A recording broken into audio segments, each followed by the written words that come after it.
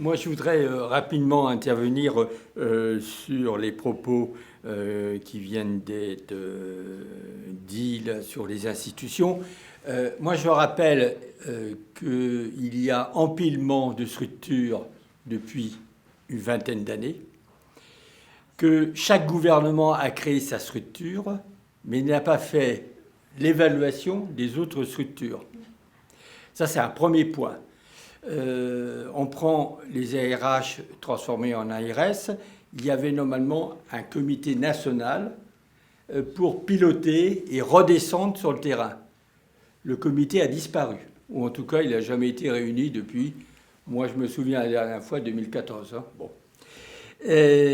Ça, c'est un premier point. Deuxième point, la démocratie sanitaire et sociale. À part la réforme de Kouchner sur les droits des malades, mais c'était les patients, les malades, sur les citoyens, ça n'a pas été fait.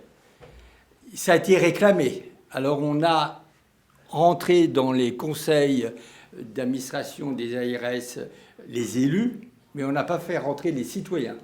On n'explique pas, c'est lourd, c'est administratif.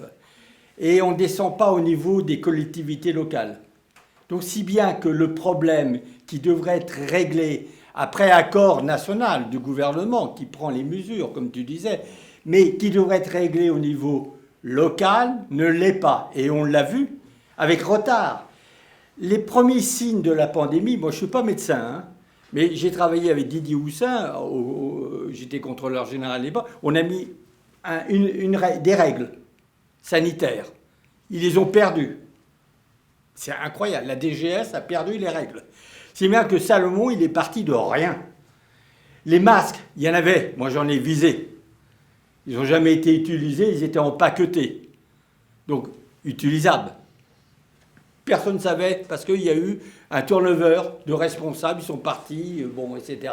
Les autres qui sont arrivés, ils n'ont pas pensé à ça. Si bien que quand la pandémie, on s'est dit, tiens, il y a des masques. Comment on fait? Alors, comme ça venait urgent, on a tenu le discours, ça ne sert à rien. Parce qu'il fallait gagner du temps. Donc tout ça montre bien qu'il y a un problème d'organisation administrative et politique et qu'une réforme est nécessaire. Je ne sais pas quand elle pourra être faite, parce que ça dure longtemps, ces réformes-là. Ça dure 4 ou 5 ans, sinon plus. Au Danemark, ils ont fait une réforme. Moi, j'avais suivi ça parce que j'avais été interrogé en tant que contrôleur général dans une mission. Ils ont mis 10 ans, si je ne me trompe pas. Quelles que soient les alternances politiques, tous les groupes s'étaient mis d'accord, on allait faire la réforme. Alors c'était diminuer le nombre de communes, c'était supprimer des échelons administratifs, etc. Mais ils l'ont fait. Ça fonctionne mieux. C'est pas parfait, parce qu'il n'y a jamais la perfection, mais ça fonctionne mieux. Là, on a bien vu que tout remonter à l'Élysée, ça ne marche pas.